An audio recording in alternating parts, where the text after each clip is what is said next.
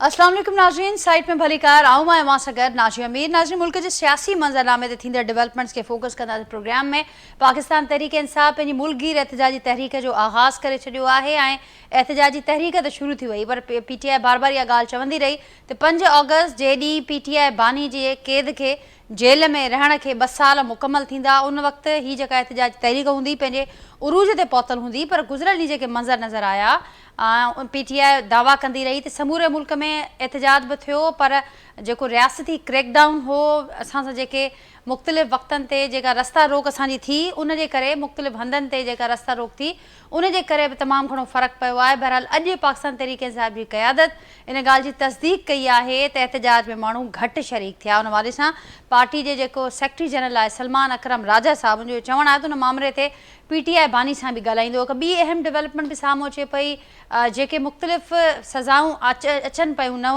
वारे केसनि में, उन सज़ाउनि जे बुनियाद ते जेके नाअहलियूं थियनि पियूं नाज़रीन सेनेट मां, क़ौमी असैम्बली मां ऐं सूबाई असैम्बलियुनि मां, उन्हनि नाअहलियुनि जे हवाले सां उन्हनि सीटनि ते पाकिस्तान तहरीक इंसाफ़ पंहिंजो को बि उम्मीदवार न बीहारण जो ऐलान कयो आहे।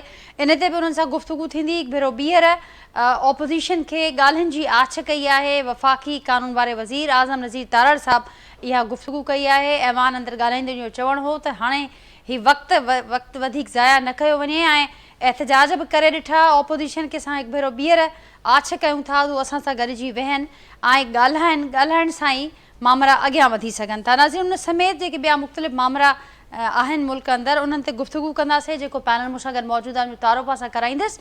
अॼोके पैनल में मूंखे जॉइन कयो आहे गुफ़्तगू जे लाइ पाकिस्तान पीपल्स पार्टी सां तालुक़ु रखंदड़ सीनियर अॻवान आहिनि, MP आहिनि हीर सोऊ साहिबा, वीडियो लिंक ज़रिए हिन प्रोग्राम जो हिसो आहिनि।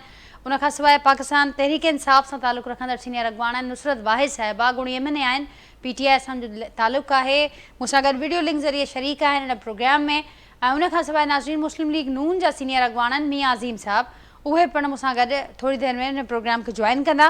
अवां सभिनी खे भलीकार, अवां जी महिरबानी, मां गुफ्तगू जे लाइ वक़्तु कढियो ऐं हीसो साहब अवां जी इजाज़त सां नुसरत भाई साहब आपसे गुफ्तगू का आगाज़ करती हूँ। इससे पहले तो हुकूमत ये कहती रही और कल के एहतजाजी तहरीक के आगाज़ के बाद आज भी हुकूमती सतह पर नुमाइंदों का ये कहना था, रहनुमाओं का ये कहना था कि PTI ना पहले मोमेंटम की जो बात करती रही, ना पहले मोमेंटम था वो, ना कल हमें नज़र आया, ना ही आगे वाले दिनों में कोई मोमेंटम PTI बना पाएगी। लेकिन ख़ुद PTI क़यादत आज तस्दीक कर रही है कि अदम शिरकत थी, लोगों की शिरकत बहुत कम थी इस मुल्कगीर एहतजाज में। क्या असबाब आप देख रही हैं, क्या कहेंगी आप इस हवाले से? नाजिर, अपने प्रोग्राम में मुझे इनवाइट करने का बहुत शुक्रिया। जो ये कह रहा है ना कि लोग नहीं थे, उनसे कहें कि हमारे ऊपर तो बेइंतहा पाबंदियां थी, हमारे ऊपर तो टीयर गैस भी फेंकी जा रही थी, एक बच्चे की मेरे सामने टांग भी टूटी, उसके अलावा और बहुत तशद्दुद हुआ।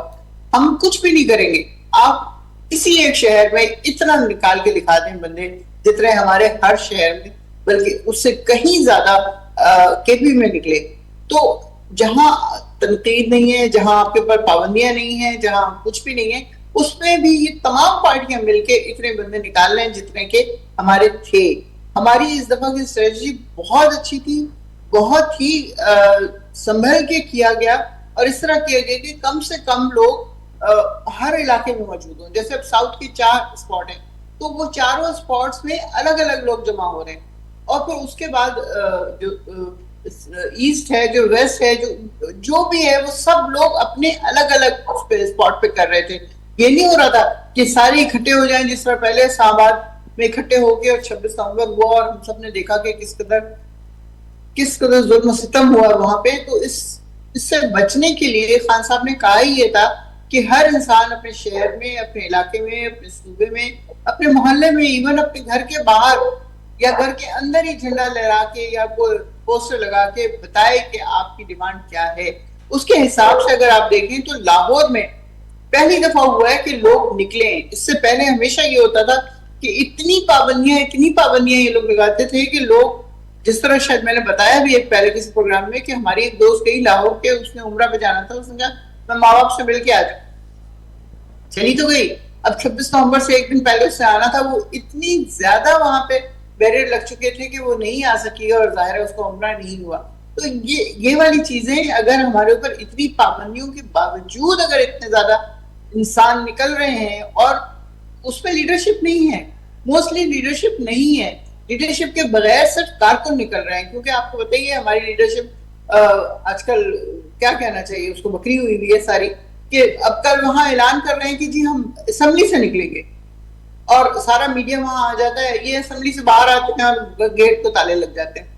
तो इस तरह थोड़ी होता है। कोई प्रोटेस्ट जब करना होता है, आपको किसी जगह पे पहुंचना होता है, तो आप अलग अलग करके निकलते हैं ताकि वहां पे पहुंच सके। तो उससे पहले ही आप ऐलान करके सारे मीडिया को बुला लेंगे, तो फिर हुकूमत क्या करेगी? वो तो यही करेगी कि आपको ताला लगा के बंद कर दे अंदर, आप अंदर बैठे बैठे रहे आराम से, बस ठीक है। तो बात यह है कि जो क्रिटिसिज्म कर रहे हैं, चाहे वो हमारी पार्टी के चाहे वो बाहर के, उनसे कहें कि कोई एक पार्टी या सारी पार्टियां मिलके इतने बंदे निकाल के दिखा दे जो हमारे कल निकले। ठीक, लेकिन नुसरत भाई साहबा, आपने कहा कि पार्टी के अंदर भी इख्तलाफात मौजूद हैं, लेकिन आप नहीं समझती कि अगर पार्टी की सीनियर क़यादत की जानिब से, जैसे सलमान अकरम राजा साहब सेक्रेटरी जनरल ने पार्टी के, अगर सीनियर क़यादत की जानिब से इस किस्म के बयान सामने आए कि अदम शिरकत थी लोगों की और वो इस पर वो बात भी करेंगे खान साहब से, तो आप नहीं समझती इस पर ज़ाहिर है इस किस्म के बयानात का इस वक्त इस तहरीक पर बड़ा गहरा असर पड़ेगा? नहीं फर्क पड़ेगा, क्योंकि अब जो अवाम है ना, उसको पता है कि लीडरशिप किधर खड़ी है, क्या कर रही है, इनकी किस किस तरह के कुर्बानियां हैं इस पार्टी के लिए, ये लोग कब आए हैं, कितनी इनकी हींग और फिटकरी लगी है, किस तरह ये सारे इतने बड़े बड़े ओहदों पे पहुंच गए। 4 दिन पहले इनको कोई नहीं जानता था और उसके बाद पूरी दुनिया ने जानना शुरू कर दिया। तो अब लोगों को चूंकि सारा कुछ पता चल गया है, कई दफा का प्रोटेस्ट हुआ है जिसमें देखा हमने कि लीडरशिप गायब हो रही है, वहां से लीडरशिप लोगों को छोड़ के चली जा रही है। तो अब लोगों को सिर्फ ये है कि हमने निकलना है, क्योंकि कारकुन ने ही आजाद करवाना है, कारकुन ने ही खान साहब के पीछे जाना है, उन्होंने ही कुर्बानियां देनी है, उन्होंने ही जाने देनी है, उन्होंने ही गोलियां खानी है, कि गोलियां खा के वो बिस्तर पे पड़े हुए और कह रहे हैं कि दोबारा अगर इमरान खान साहब बुलाएंगे तो हम दोबारा जाएंगे। तो इस किस्म का जज्बा एक्चुअली किसी पार्टी में कभी नहीं देखा था। कि नवाज शरीफ खुद कहते थे कि लोग कहते थे कदम बढ़ाओ हम तुम्हारे साथ हैं, कहते मैं कदम बढ़ाता था पीछे मुड़ के देखता था तो 3 लोग भी नहीं है। तो जब ये सऊदी अरब चले गए तो लिटरली 3 मेंबर इनके रह गए, बाकी सब छोड़ के चले गए थे। एक जावेद हाशमी थे जो कैद में थे, जिनके ऊपर इस कदर जुल्म हुआ कि वो पैरालाइज्ड हो गए, आज तक वो ठीक से बात नहीं कर सकते। बाकी लोग तो सब चले गए, अपने अपने घरों में जाके बैठ गए आराम से। या भुट्टो साहब को जब फांसी हुई है, कितने लोग थे जो उनके लिए निकले? कोई भी नहीं। उनको दफना भी दिया, सब कुछ हो गया, लेकिन पता ही नहीं चला। तो ये एक ऐसा लीडर है जिसके लिए शायद कभी भी पाकिस्तान में इस तरह लोगों ने उसको नहीं चाहा गया, जैसे कहना चाहिए, इस तरह नहीं चाहा गया। इतना ज्यादा बच्चे प्यार करते हैं, स्पेशली यूथ जो है हमारी। तो ये हम लोग साहबा आगे बढ़ने से पहले हीर शो की तरफ मुझे जाना है, उससे पहले ये बताइएगा कि जिस जज्बे का आप जिक्र कर रही हैं, जिस मोहब्बत का आप जिक्र कर रही हैं, उसका वो कोई नताइज भी देगी आने वाले दिनों में? खान साहब की आज़ादी से लेकर जो मुख्तलिफ टारगेट्स बताए गए थे इस तहरीक के हवाले से, वो ले पाएगी? क्योंकि आप खुद ही कंफर्म कर रही हैं कि लीडरशिप तो इस वक्त हमारी कहीं भी नजर नहीं आ रही फ्रंट फुट पर। देखिए, ये जो चीजें होती है ना, ये 1 या 2 दिन में नहीं हो जाती। आपको पता है, अगर सिर्फ नेल्सन मंडेला की मिसाल ली जाए तो 30 साल तकरीबन उस आदमी ने जेल में गुजारे। या इवन अभी मशरिक़ पाकिस्तान हमारा जो बन गया, क्या उसे कहते हैं, बांग्लादेश, उसमें भी जब उन्होंने निकालना था हसीना वाजिद को, तो किस तरह किया? एक दिन में तो नहीं हो गया, ये कम से कम 3 साल या 4 साल लगे। और उसमें जैसे कह रहे थे 300 लोग मरे हैं, कुछ भी नहीं। अब उसके बाद जब इंक्वायरी हुई है तो 1500 या 3000 के करीब लोग मरे हैं उसमें, और जख्मी और बाकी चीजें कितनी ज्यादा हुई होंगी। तो ये कहना कि जी ये कल हो जाएगा सब कुछ, तो ऐसा नहीं होगा। ये चीजें टाइम लेती हैं, और खान साहब को कोई जल्दी नहीं है। वो कहते हैं मुझे बेशक यहाँ 500 साल रख ले, मुझे कोई जल्दी नहीं है कि मैं इनसे किसी किस्म का कोई मुआहिदा करके, कोई कमिटमेंट करके बाहर आ जाऊं और मेरा शुमार उन लोगों में हो जाए जो कि मुझसे पहले के थे। तो वो इस तरह के इंसान ही नहीं है। ठीक नुसरत साहब, पॉइंट टेकन। आपने कहा खान साहब को कोई जल्दी नहीं आने की, पर जो हालात नजर आ रहे हैं, लग रहा है कि जो रहनुमा है पीटीआई के, उनको भी कोई जल्दी नहीं है कि खान साहब बाहर आ जाएं।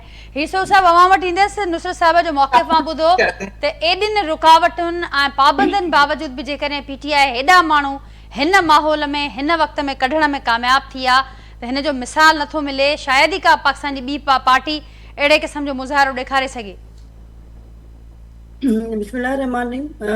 नाज़िया, मुंहिंजे ख़्याल में पीटीआई जे जेको इश्क जो भूतो उहो हाणे माण्हुनि खे लही वियो आहे ऐं हू ग्राउंड रियलिटी सां सोचणु लॻा आहिनि।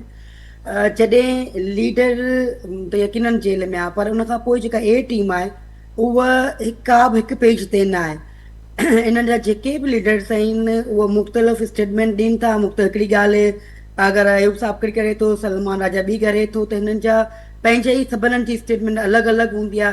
केपीके जो जेको सीएम साहिबु आहे उनजो टियों एंगल पियो वेंदो आहे। तंहिंजी वजह सां जेको आहे हाणे आवाम जेको आहे उहो रिस्पॉन्स जेको हिननि खे अधी ॻाल्हि करे पई त लाहौर में तव्हां ॿुधायो त किथे क्राउड हो ऐं किथे माण्हू हुआ।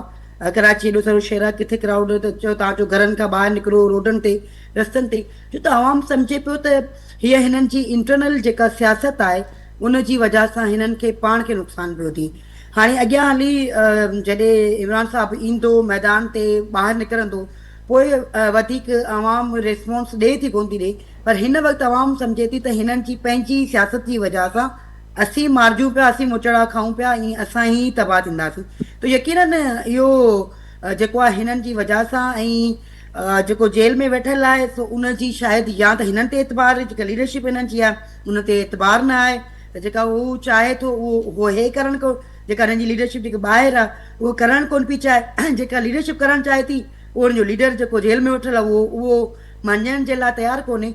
यकीननि हू जेल जे अंदरि वेठल आहे, हू पंहिंजी सोचे जे हिसाब सां करे थो, पर जेके ग्राउंड ते वेठल आहिनि उहो प्रैक्टिकली ग्राउंड रियलिटी सां कमु करणु चाहिनि था, त जंहिंजी तज़ाद जी वजह सां आवाम जेको आहे उहो हाणे ख़ामोश थी वेही रहियो आहे या बज़िम थी वियो आहे ऐं सोचे थो। यकीननि मुल्क में जेका सूरताल आहे, इशूज़ आहिनि, उन वजह सां उहो रिस्पॉन्स कोन पियो मिले। या सम्झां थी वक़्त सां गॾोगॾु इहो रिस्पॉन्स घटिजंदो वेंदो। उन जा खोड़ सारा इशू थी सघनि था, पर जेका हिननि खे जेका हाइप क्रिएट कई वई त बाबा 5 अगस्त शायदि सॼो मुल्क जैम थी वेंदो ऐं सॼो मुल्क जेको आहे न उहो पीटीआई जे लाइ बीह रहंदो, उहो हिननि ख़ुदि ॾिठो ऐं आवाम ॾिठो। मीडिया जो त हाणे त ॻाल्हि आहे, सोशल मीडिया आहे तमामु घणी ताक़तवर आहे, जेका तव्हांखे या असांखे ग्लोबल विलेज आहे उहो ॾेखारे थी, ॿुधाए थी त केतिरो क्राउड आहे, छा न आहे। सो उहो ज़ाहिर करे पियो त क्राउड अवाम गॾु न हुई ऐं ठीकु। अवाम हिन वक़्तु जेको आहे उहो सम्झे थी त बाबा इशूज़ हिननि जा पंहिंजा ई एतिरा इंटरनल इशूज़ आहिनि, उन में असीं मारिजी वेंदासीं। नो डाउट हू ठीक, ही जीअं सब पॉइंट अधी टेकन। ॻाल्हि जे कई। मां ॻाल्हि कई त जेका इंटरनल सियासत आहे पीटीआई जी, उहा ई ख़ुदि उन्हनि खे नुक़सानु पहुचाए पई, फेयर इनफ। पर उन खां पोइ जेकॾहिं पीटीआई में एतिरी कमज़ोरियूं आहिनि, मां अंदरि इख़्तिलाफ़ बि आहिनि, सियासत जा मसइला आहिनि, पर पोइ हुकूमत खे छो एतिरो ख़ौफ़ छऊं या छा थियो जो जेके पीटीआई जेका दावा करे पई त सॼे मुल्क में क्रैकडाउन बि थियो, उहो नज़र बि आयो, सभई गिरफ़्तारियूं थियूं आहिनि, रस्ता रोक थिया आहिनि, पिंडी इस्लामाबाद में चइनि माण्हुनि खे गॾिजण जी इजाज़त न ॾिनी वई। एहतजाज त जमहूरी हक़ आहे ऐं पीटीआई ख़ुदि इहा ॻाल्हि बि कंदी रही त असीं पुरमुन एहतजाज कयोसीं, मुल्क जे कंहिं कुंड में असीं जेको असांजो जेको एहतजाज हो पुरमुन रहियो, पर उन बावजूदि पोइ हीउ ख़ौफ़ छा जो हो जॾहिं नुक़सान बि थिए पियो, कमज़ोर बि आहिनि, अवाम बि पीटीआई सां गॾु न आहे, पोइ हुकूमत खे ख़ौफ़ छा जो आहे? ॾिसो नजा, हुकूमत खे को बि ख़ौफ़ न आहे। एहतजाज कंटिन्यू तव्हां ॾिठा हूंदा, उहो चाहे पार्लियामेंट में एहतजाज कनि फोरम ते ऐं करनि था कनि, पर जॾहिं तव्हांजो टारगेट सिर्फ़ु इदारनि ते हुजे त पोइ यकीननि हुकूमत जेके आहिनि उहो हरकत में अचे थी। असीं सम्झूं था जेके तव्हांखे सिर्फ़ु जेको आहे पंहिंजो एहतजाज जे कारण करिणो आहे, पंहिंजी लीडरशिप खे आज़ादु कराइणो आहे, पंहिंजे लीडरशिप जे लाइ ॻाल्हि करणी आहे, त सम्झ में अचे थी त तव्हां निकिरो, आवाम तव्हांखे रिस्पॉन्स। पर जेके तव्हां टारगेट सिर्फ़ु इदारनि खे कंदा त बाबा इदारा जेके आहिनि उन्हनि खे तव्हां टारगेट कंदा, मतिलबु तव्हां पीटीआई जी पूरी होल सियासत असां इहे ॾिठी आहे त उहो सिर्फ़ु टारगेट करे थी इदारनि खे। त भई तव्हां इदारनि खे छो थो करे? हींअर जेकॾहिं फ़ैसिला आया आहिनि ऐं जेकॾहिं तव्हांजे साम्हूं आहे त खोड़ सारा फ़ैसिला जेके आहिनि पीपल्स पार्टी जे, तव्हां ॾिठो शहीद राणी जी सियासत तव्हां ॾिठो त केतिरा दफ़ा फ़ैसिला हुकूमत ने ख़िलाफ़, मतिलबु 16 महीना 18 महीना हुकूमत शहीद राणी जी रही, पर उन कॾहिं बि इदारनि जे ख़िलाफ़ कोन कयो ऐं उन्हनि जमहूरियत में रही जमहूरियती सियासत कई ऐं जमहूरियत में रही पंहिंजो रखियो, पार्लियामेंट में रही पार्लियामेंट सियासत कई। जेकॾहिं तव्हां हिन वक़्तु तव्हांखे जेको आहे उहो ईमान मां कढियो वियो आहे, तव्हांजे ख़िलाफ़ फ़ैसिला आया, त असीं सम्झूं था त तव्हां उन खे हाणे जेके तव्हां इलेक्शन नथा करियो त तव्हां सम्झो था त तव्हां हिकिड़ो स्टेप पुठियां पिया हटो, बाबा इलेक्शन करियो। तव्हां सम्झो था त असीं आवाम जे विच में आहियूं ऐं असां ताक़तवर आहियूं, असांखां वधीक ॿी अवामी ताक़त कोन्हे आई, पार्टी कोन्हे आई, त तव्हां इलेक्शन खां छो था ॾिजो? आवाम खे ख़बर पइजी वई तव्हांखे वोट करे थी कोन्हे, पर जेकॾहिं तव्हां शयुनि खां बैकफुट बि थियो था, इदारनि ते तनक़ीद बि करियो था ऐं चओ था बाबा माण्हू सां गॾु आहिनि, ऐं जॾहिं तव्हां वरी अचो था चओ था त बाबा माण्हू निकिता कोन, निकिरे कोन निकिता, जो असांजा रस्ता रोक कई वई, त सम्झो था त हिननि जी जेका सियासत आहे उहो बिल्कुलु कंफ्यूजन वारी आहे, जंहिंजी वजह सां हिननि खे इशूज़ थींदा। ॿी ॻाल्हि जेका नज़र बि अचे त जेकॾहिं को लीडरशिप जेको तव्हांजो लीडर आहे अगरि उहो जेल में आहे त तव्हांजी हिकिड़ी लीडरशिप हूंदी आहे जेका ॿाहिरि वेही सियासत कंदी आहे। तव्हांजा हिन वक़्तु मूंखे ख़बर कोन्हे अलीमा लीडर आहे, तव्हांजो गंडापुर लीडर आहे, सलेमान राजा साहब लीडर आहे, अयूब साहब लीडर, केतिरा लीडर आहिनि ऐं छा था करणु चाहिनि, छा कनि पिया। सो इन वजह सां आवाम बि सम्झे थी त बाबा हेतिरी हिननि जा पंहिंजा कंफ्यूजन आहिनि, असीं कहिड़ी तरफ़ वञूं। तो इन वजह से हिनन के मैं आपका जवाब लेती हूँ, मुझे एक शॉर्ट कमर्शियल ब्रेक लेना है। मियां आज़ीम साहब ने मैं ज्वाइन कर लिया है। नाज़रीन मुख्तसर कमर्शियल ब्रेक था वठूं, ब्रेक खां पोइ वापसि अचूं था, गुफ्तगू कितना खई कंटिन्यू कंदासीं। वेलकम बैक नाज़रीन, बेरबियरवां के प्रोग्राम में भलीकार गुफ्तगू असांजी जारी आहे मुल्क जी सियासी सूरत हाल ते। मियां आज़ीम साहब मुस्लिम लीग नून जा सीनियर अगवान, उन्होंने पिण असांखे ज्वाइन करे वरितो आहे। मियां साहब आपको भी वेलकम करती हूँ इस प्रोग्राम में। नुसरत वाहिद साहिबा और हीर सहू साहबा पीपल्स पार्टी से मेरे साथ मौजूद हैं। आप क्या कहेंगे? आपने ब्रेक से पहले सुना उनकी गुफ्तगू को। हीर सहू साहबा ये समझती हैं कि इससे पहले पाकिस्तान पीपल्स पार्टी हो या मुस्लिम लीग नून हो या दूसरी जमातें हों, पीटीआई का दौर हो या उससे पहले, वो भी इस किस्म के केसेस को भुगत चुकी हैं जिसको आज पीटीआई पॉलिटिकल विक्टिमाइजेशन का नाम दे रही है। लेकिन और वो ये कहते हैं कि अदालतें मौजूद हैं, पीटीआई को जाना चाहिए। अब आज पीटीआई वाले गए भी हैं, उमर अयूब साहब, शिबली फराज साहब पेशावर हाई कोर्ट में उन्होंने रिज्यू किया है वहाँ से। लेकिन मियां आज़ीम साहब ये बताइएगा कि पुराना दौर हो या आज का दौर हो, सज़ाओं पर उस वक्त भी शोर हुआ, जो केसेस बने, जो मामलात चले, और आज भी वो शोर है।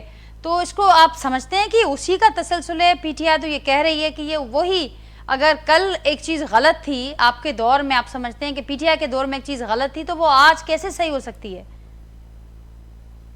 देखें, सबसे पहले जो पीटीआई का मसला है, देखें पीटीआई का मसला आपको याद होगा चंद दिन पहले भी आपके जो एक दो प्रोग्राम हुए हैं वहां पे एज ए नून लीग मैंने पीटीआई को एक सियासी वर्कर होने के हवाले से मैंने एक मशवरा दिया था कि ये एहतजाज वाली जो खेल इन्होंने शुरू की हुई है कंटिन्यू कई सालों से, इसको ख़त्म करें और एक मुस्बत सियासत की तरफ जाएं, और जहां पे पाकिस्तान को भी फायदा हो, इनकी पार्टी को भी फायदा हो, और इनका जो कायद इस वक्त जेल के अंदर हैं और वो ये पूरी तवज्जो अदालतों में दें, अदालतों में जाके अपने केसों की प्रोसीडिंग करें, और जो पाकिस्तान का कॉन्स्टिट्यूशन है उसको मद्देनजर रखते हुए ये वहां से रिलीफ जो अगर इनको मिलती है कानूनी तरीके से तो वो लें।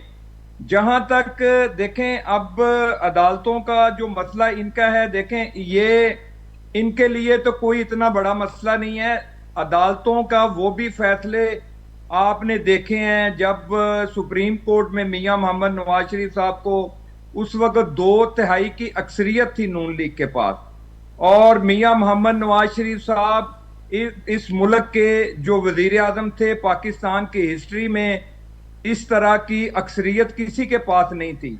लेकिन जो इस मुल्क के खिलाफ साजिश करते हैं, जो इस मुल्क को तरक्की की राह पे गामजन नहीं करना देना चाहते, वो लोगों ने पनामा लीग लेके आए और मियां मोहम्मद नवाज शरीफ साहब को जब सुप्रीम कोर्ट के अंदर एक केस चला तो उसके ऊपर इन्होंने जो हुकूमत को गिराया, फिर मियां मोहम्मद नवाज शरीफ साहब को दोबारा इक़्तिदार में आने भी ना दिया।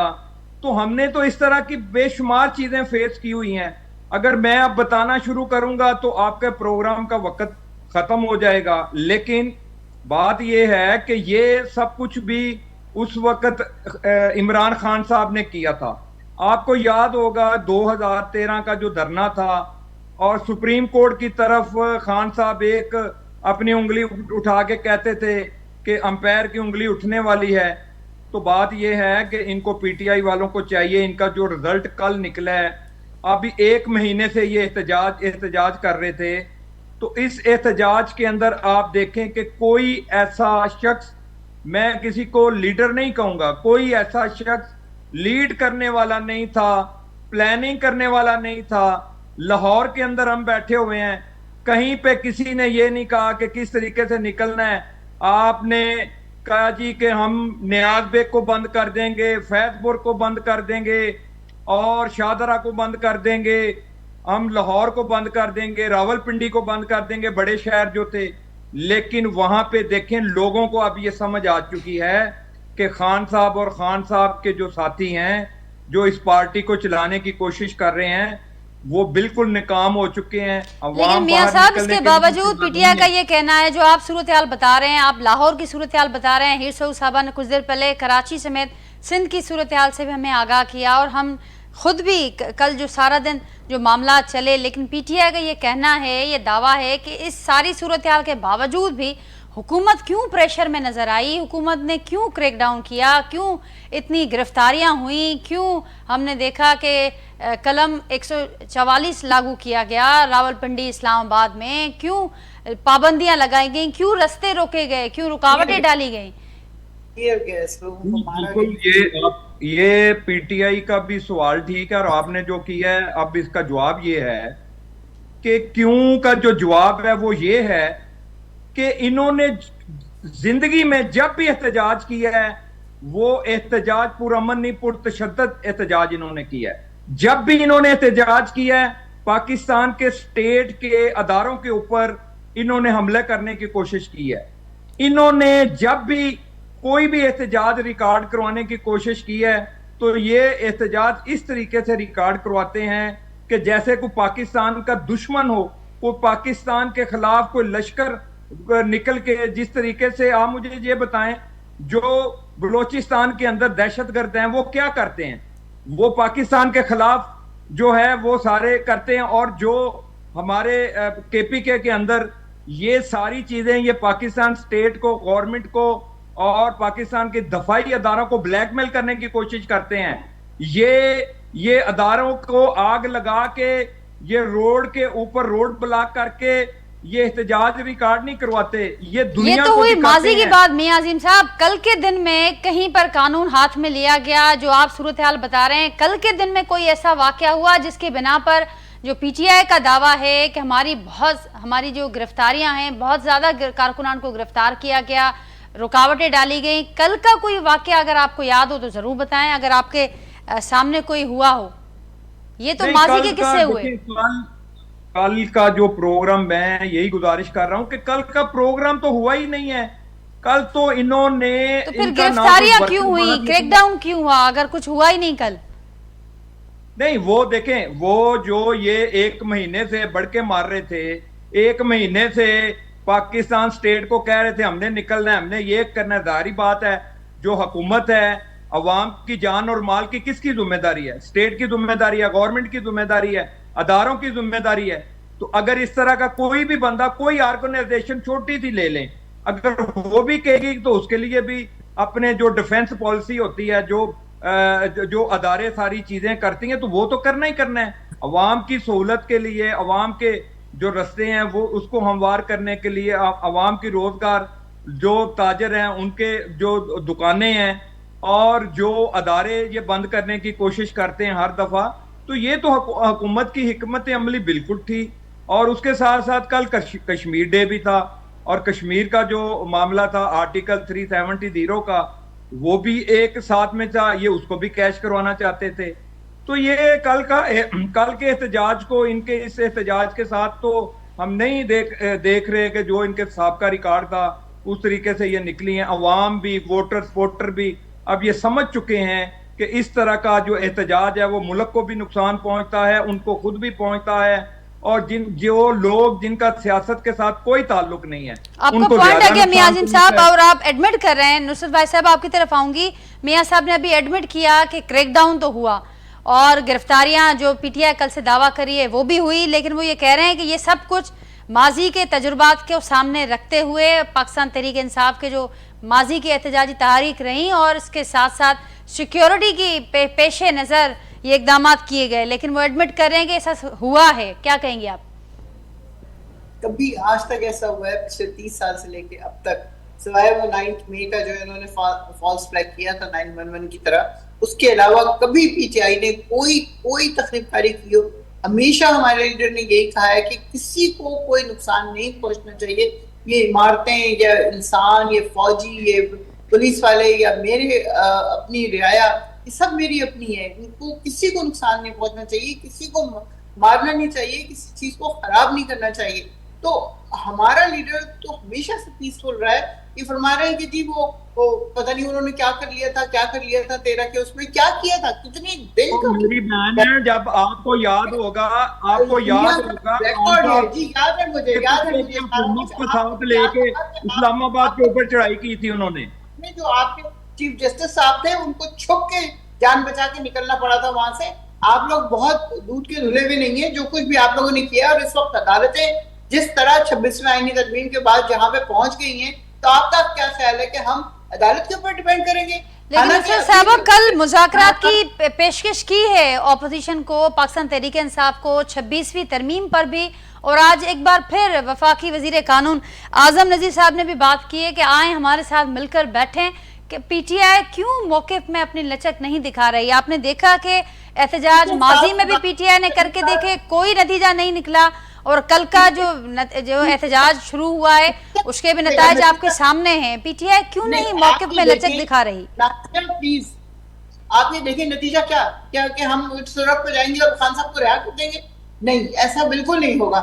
हम सिर्फ अपना प्रोटेस्ट रजिस्टर करवा रहे हैं कि अवाम नाखुश है आपके इस फैसले से, आपकी इस वजह से। और खान साहब अभी तक हालात जहां से जहां मर्जी पहुंच गए, फिर भी वो कहते हैं मैं अदालतों के थ्रू मैं रिलीफ होऊंगा, मैं किसी के ऊपर डिपेंड नहीं करूंगा, किसी कोई बाहर से आके या मुल्क के अंदर से मुझे रिहा नहीं करवा सकता, सिर्फ अदालतें करवाएंगी। लेकिन 26वीं आईनी तरमीम के बाद जो हालात हो गए हैं इस वक्त मुल्क के, उसमें कोई भी चीज आजाद नहीं है।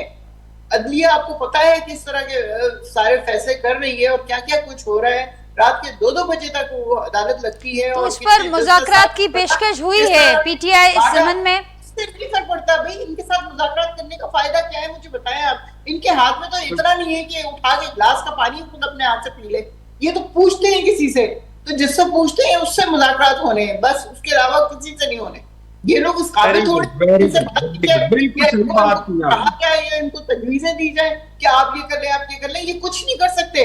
ये गाड़ी के डिग्गी में बैठ के जाने वाले लोग ये क्या कर सकते हैं मुझे बताएं आप। इनके हाथ में कुछ है? जिनके हाथ में जी नियाज़िम साहब कुछ ऐड करना चाहेंगे आप? क्या कह रहे हैं आप? जी मैं ये गुजारिश कर रहा हूं कि इनसे पूछें कि ये मुज़ाकरात किससे करना चाहते हैं, जो साबका चाहते हैं और किससे करेंगे? जिनको आप बताएं ना, आप जिससे मुज़ाकरात करना चाहते हैं, आप खुल के बताएं कि हम फौज से मुज़ाकरात करना चाहते हैं। तो उस वक्त कहते थे कि फौज न्यूट्रल है।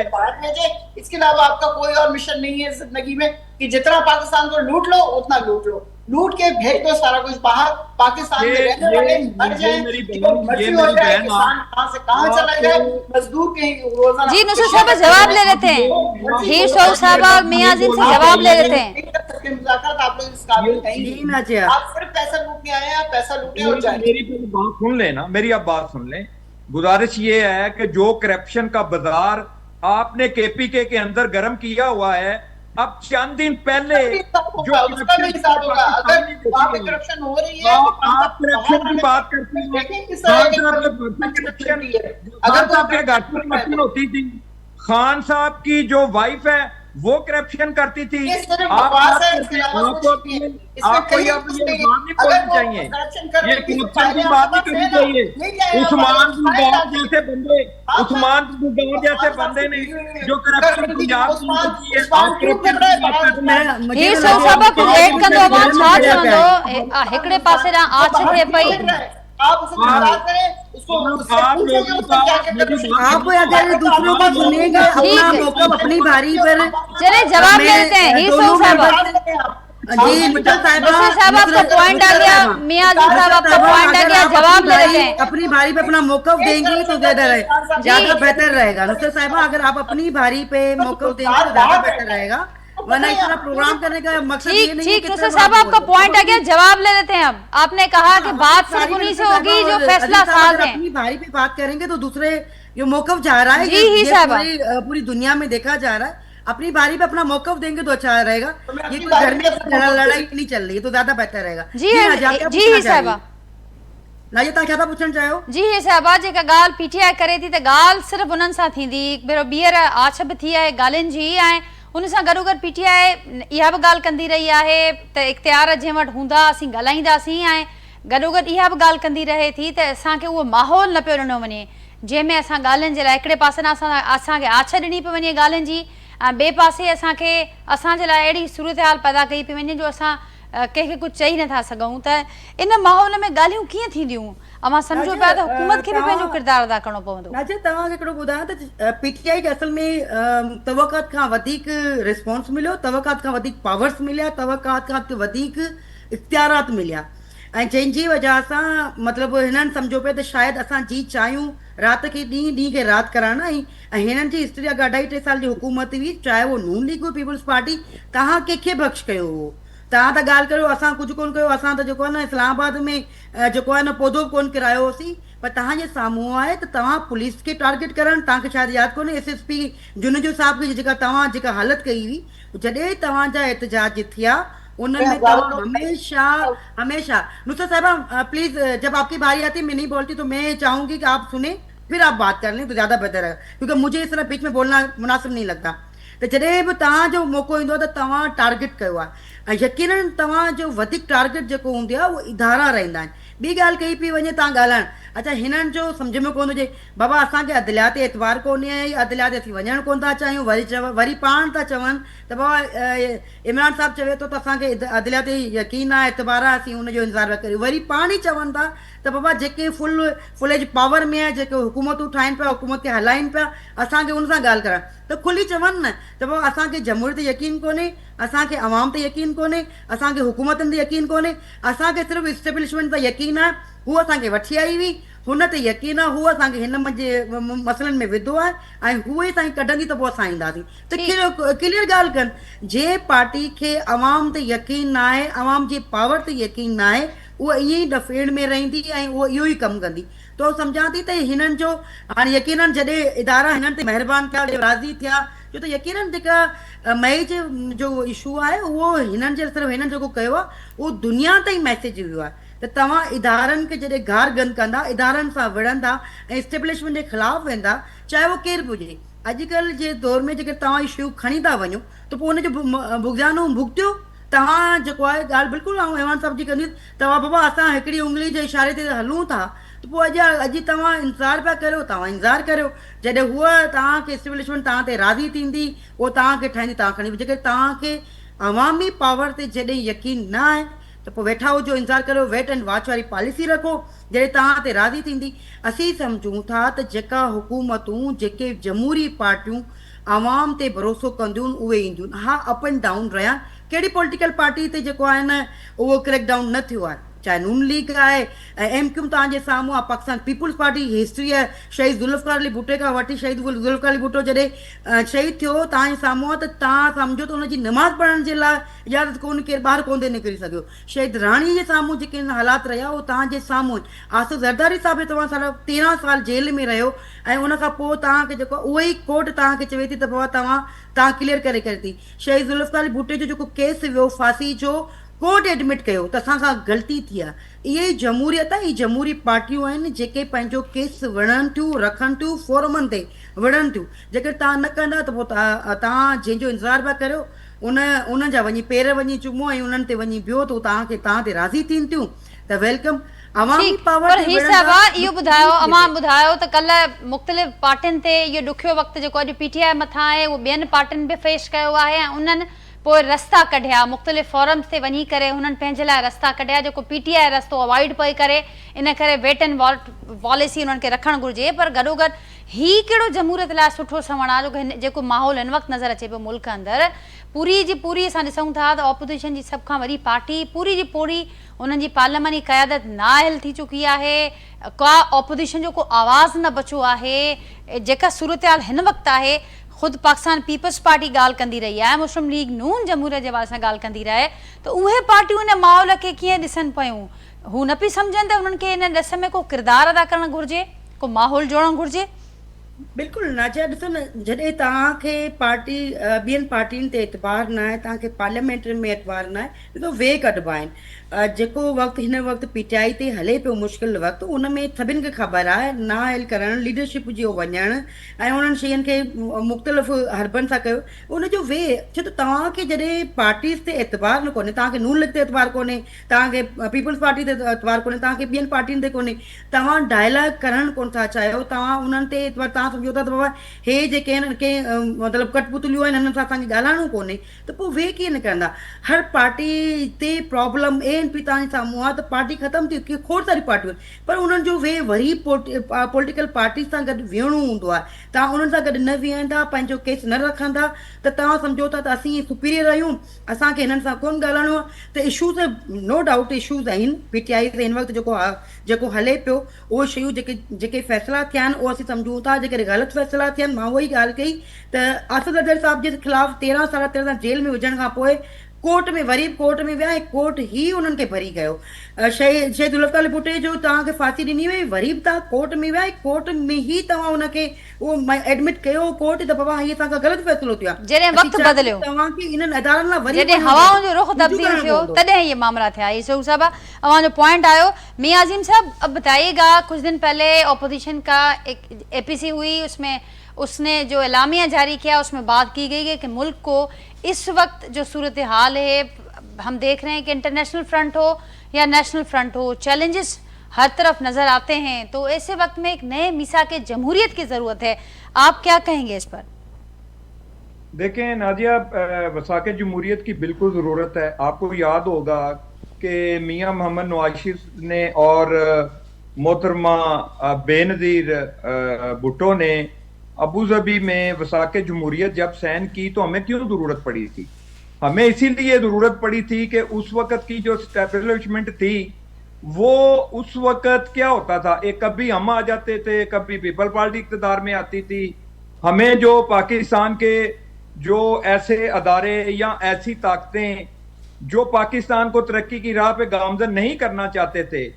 जिस तरीके से अभी पिछली जो हुकूमत पीटीआई की गई है फैज हमीद जैसे लोग तो वो फिर पीपल पार्टी ने भी बहुत नुकसान उठाया नून लीग ने तो हमने जब वसाक़े जमहूरियत की तो इस वक्त हम साथ मिलकर मुल्क को इस बुरान से निकालने की कोशिश कर रहे हैं और हमने अपने सियासी जाती इख्तलाफ से बालातर होकर हमने ये सोचा है कि अवाम को जो हमारी लड़ाई की वजह से नुकसान पहुंच रहा है उस नुकसान से अवाम को बचाने के लिए हमने वसाक़े जमहूरियत की और हम मिलके ये दूसरी दफा हमारी हुकूमत बनी है हम पीटीआई को भी यही गुजारिश कर रहे हैं आप बिल्कुल सियासत करें अपने स्टाइल से करें लेकिन आपके अंदर एक बात आनी चाहिए जिनको आप चोर डाकू बनाते हैं आपको इनके साथ ही बैठ के मुज़ाकरात करने हैं आपकी पार्टी के अंदर आपके कॉल और फेल में जो फर्क है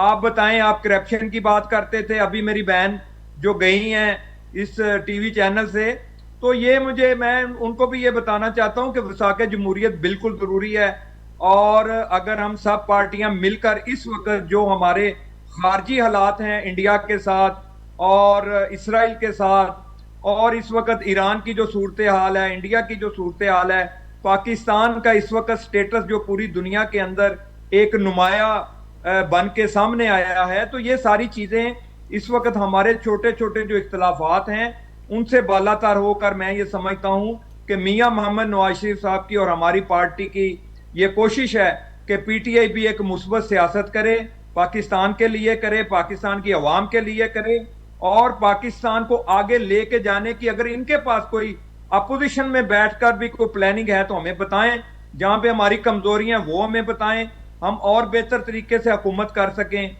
लेकिन गुजारिश ये है कि ये सिर्फ और सिर्फ खान साहब की ख्वाहिश के मुताबिक तमाम काम होते हैं। अभी देखें इनकी बहन अलीमा खान ने जो पिछले दिनों स्टेटमेंट दी है कि कहां जाएं हम अमेरिका ना जाएं, डोनाल्ड ट्रंप के पास ना जाएं तो कहां जाएं, किसको जाके अपना एहतजाज रिकॉर्ड करवाएं। तो मुझे ये बताएं, इस तरह की जो बातें ये कर रहे हैं तो इनको तो ये तो नया पाकिस्तान बनाने आए थे। हम तो पुराना पाकिस्तान ढूंढ रहे हैं कि पुराना पाकिस्तान कहां रह गया, हमें तो पुराना पाकिस्तान नहीं मिल रहा। ठीक, तो मेरी ये गुजारिश लेकिन है मैं नुसरत साहबा से जवाब लूंगी। नुसरत भाई साहब, आप हमारे साथ मौजूद हैं? मेरी आवाज आप तक पहुंच रही है?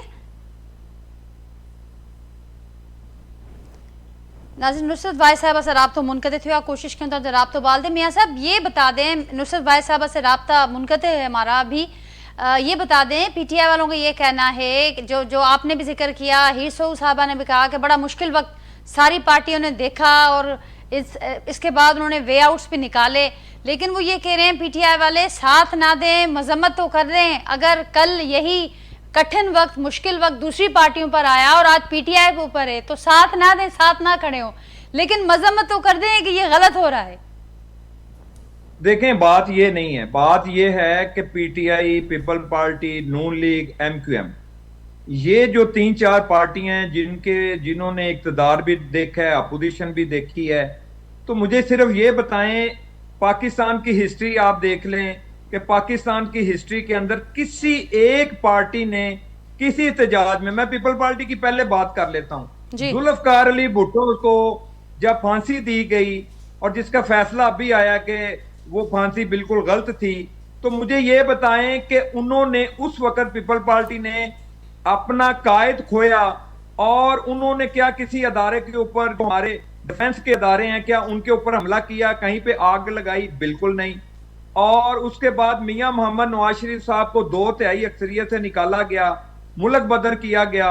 मुझे ये बताएं किसी वर्कर ने, किसी पार्टी के कायद ने या किसी एमपी एमएनए ने कोई इस तरह की स्टेटमेंट दी हो और इस तरह का सोशल मीडिया के ऊपर बैठ के पाकिस्तान की बदनामी की हो, किसी अदारे को आग लगाई हो? तो मसला यहाँ पे ये है कि खान साहब ने जो अपने वर्कर और अपने वोटर सपोर्टरों का जो माइंड सेट किया था, और इस वक्त भी सोशल मीडिया के ऊपर फॉरेन में बैठकर जो लोग पाकिस्तान के खिलाफ एक मुनज़्ज़म तरीके से एक कैंपेन चला रहे हैं कि पाकिस्तान, वो ये चाहते हैं कि जो पाकिस्तान के खिलाफ दुनिया के ऊपर, जैसे इसराइल है, इंडिया है या कोई और मुल्क है हमारे खिलाफ, ये उनकी हमदर्दियां लेना चाहते हैं। जो हमारे दुश्मन है उनको बताना चाहते हैं कि हम आपके एजेंडे के ऊपर बेहतर काम कर सकते हैं। आप 9 मई का जो वाकया है, ये उनकी ख्वाहिश इन्होंने पूरी की है। उस वक्त आप ईमानदारी से मुझे ये बताएं कि 9 मई का जब वाकया हुआ था तो इंडिया का जो टीवी चैनल थे, वहां पे सबसे बेहतरीन जो लीडर था वो इमरान खान साहब था, उनकी ख्वाहिशें वो पूरी कर रहे थे, इसराइल की ख्वाहिश पूरी हो रही थी। पाकिस्तान के अंदर खाना जंगी चाहते हैं, तो हम ये चाहते हैं कि आप सिर्फ एक शख्स के लिए, खान साहब के लिए, आप मुल्क को दांव पे ना लगाएं, आप मुल्क के साथ ज्यादती ना करें, मुल्क के अदारों को तबाह ना करें। मुल्क अगर बचेगा तो हमारी सियासत भी बच जाएगी। ठीक, मियां साहब पॉइंट टेकन। आखिरी कमेंट लूंगी हीर सोऊ साहब अवां खां वठंदसि फाइनल कमेंट। त हाणे जेका ॻाल्हि हिते थी ऐं ज़ाहिर आहे 9 मई जे हवाले सां केसिस में सज़ाऊं बि आयूं, नाइलियूं बि थियनि पियूं ऐं उहे मामला हलंदड़ आहिनि, पर उनखां सवाइ बि पीटीआई जो इहो मौक़िफ़ आहे त असांखे उहो माहौल न पियो ॾिनो वञे जंहिंमें असीं ॻाल्हियुनि ते वेही सघूं। शर्त ऐं ॿिया मुतालबा पंहिंजे जा, अव्हांखे बि यादि हूंदो त कुझु वक़्तु अॻु इहा ॻाल्हि साम्हूं आई त पहिरियां पीटीआई वारा माफ़ीनामा खणी वेहनि टेबल ते अची ऐं उनखां पोइ ॻाल्हियूं थींदियूं। त हिन अव्हां सम्झो पिया त हुकूमत जे मथां बि ज़िम्मेवारी वधीक अचे थी, त हू बि ज़िम्मेवारो किरदारु अदा करे को ॻाल्हियुनि जो माहौल ठाहिनि। बिल्कुलु नाजा, सम्झूं था त हुकूमत जी वधीक ज़िम्मेदारी आहे त अपोज़िशन जा जेके इशूज़ आहिनि, उन्हनि जी जेके रिज़र्वेशन्स आहिनि, उन्हनि खे ॿुधे। अगरि हल नथी करे सघे त कम से कम चवंदा आहिनि न, गुड़ नथो ॾिए त गुड़ जहिड़ी ॻाल्हि कर। त जेकॾहिं उन्हनि जो प्रॉब्लम्स आहिनि उन्हनि खे डिस्कस ज़रूरु करे के फोरम ते खणी अचे। पर जेकॾहिं तव्हां ऑफर अचे थी ऐं उनखे तव्हां उन ऑफर खे ठुकरायो था ऐं चओ था त न बाबा असांखे पार्लियामेंट ते एतबार कोन्हे, असांखे पॉलिटिकल पार्टी ते एतबार कोन्हे, सभु चोर आहिनि, सभु डकैत आहिनि, ऐं असीं हुननि सां कोन था ॻाल्हाइनि छो त यकीननि इहो जेको गेप आहे इहो गेप प्रॉब्लम में केरु आहे, प्रॉब्लम में पीटीआई आहे। त पीटीआई जेको आहे उहो पंहिंजो किरदारु कीअं थी अदा करणु चाहे उनखे ॾिसणो पियो। ऐं यकीननि उन गवर्नमेंट जो वॾो रोल आहे त हुननि खे इंगेज करे हुननि जे इशूज़ खे ॿुधे। अगरि हुननि जा प्रॉब्लम्स रिज़र्वेशन आहिनि, प्रॉब्लम्स हुननि जा वधनि पिया, त उनखे गवर्नमेंट खे विहणो पवंदो, टेबल टॉक करिणो पवंदो ऐं उहो ऑफर करे थी।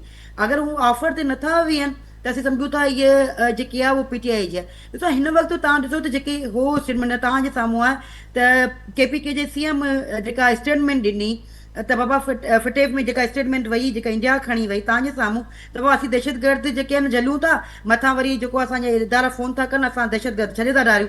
ऐं उन ई स्टेटमेंट खे उहो इंडिया वारा खणी विया जेको उन्हनि जेको आहे वञी ॾिनो त बाबा हिनखे हाणे उन्हनि बि ऐलान कयो आहे त हू बि भारत जे अगेंस्ट फेटअप में वेंदा। अली अमीन गंडापुर जो बि ऐलान साम्हूं आयो आहे। न ॾिसो न, अली अमीनपुर गंडा जी छा कहिड़े हैसियत सां वेंदो? तव्हां स्टेट वेंदी आहे, गवर्नमेंट मतिलबु वेंदी, प्रोविंस छा वेंदो आहे हुते? भारत में वञो त जवाब त वरी पाकिस्तानी गवर्नमेंट ॾींदी न, केपीके जी गवर्नमेंट थोरी ॾींदी। त हे जेके अहिड़ा इशूज़ आहिनि जेके प्रॉब्लम कनि था, मुल्क जा हालात तव्हांजे साम्हूं आहिनि, कहिड़ी हालातनि में गुज़रूं था तव्हांजे साम्हूं आहे। हिन वक़्तु इंडिया त तव्हांजे जेको हालात लॻा पिया आहिनि उहो कहिड़े वक़्तु किथे जंग थी सघे, छा थो थी सघे, उन में तव्हां वही जेकॾहिं स्टेटमेंट ॾियो था त मुल्क जो नुक़सान थो थिए, मुल्क जे वक़ार जो खे नुक़सान थो थिए, त पोइ हुन में शयूं जेके आहिनि तव्हांजे असांजे हथ मां निकिरी थियूं वञनि। मुल्क आहे त बिल्कुलु तव्हांजो मुल्क आहे त असां सभु आहियूं। त जेकॾहिं पॉलिसीज़ आहिनि असां स्टेटमेंट, त मुंहिंजी स्टेटमेंट में हिकु आम माण्हू जी स्टेटमेंट में फ़र्क़ु आहे, जो तव्हां तर्जुमान आहियां सिंध हुकूमती। अहिड़ी तरह पीएम जी स्टेटमेंट में, सीएम जी स्टेटमेंट में, हाणे CM statement, sitting CM statement थो ॾे त उनखे तव्हांजो मुखालिफ़ त खणंदो, मुखालिफ़ त खणी वेंदो। त असीं सम्झूं था त तव्हां इदारनि में जॾहिं वियो था हिननि वॾनि फोरमनि ते, त उन्हनि खे तरीक़े सां हल करो। इशूज़ जा सिंध गवर्नमेंट इशूज़ न आहिनि, असां वटि केतिरा इशूज़ आहिनि, पाणी जो इशू, नाणे जा इशूज़, केतिरा इशूज़ आहिनि, पर फोरमनि ते डिस्कस करे थियो। पर किथे बि असां इहो न कयो आहे त मुल्क जे ख़िलाफ़ु तव्हां वञो, उहो फोरमनि ते डिबेट करियो, डिस्कस करियो, शयूं रखो। त जॾहिं तव्हां उन्हनि जी पॉलिसी सम्झ खां ॿाहिरि आहिनि, त बाबा इमरान ख़ान साहिबु छा थो चवे, सीएम छा थो चवे, केपीके जो उन्हनि जी लीडरशिप छा थी चवे, जंहिंजी वजह सां हुननि खे वधीक पंहिंजे मसाइलनि में ख़ुदि ई गिरजंदा वञनि। पर वरी बि चवंदासीं त जेको वफ़ाक़ी हुकूमत आहे त हू पंहिंजो पॉज़िटिव रोल अदा करे। अगरि का पॉलिटिकल पार्टी खे मुश्किल में आहे त उनखे रस्तो वे ज़रूर ॾी।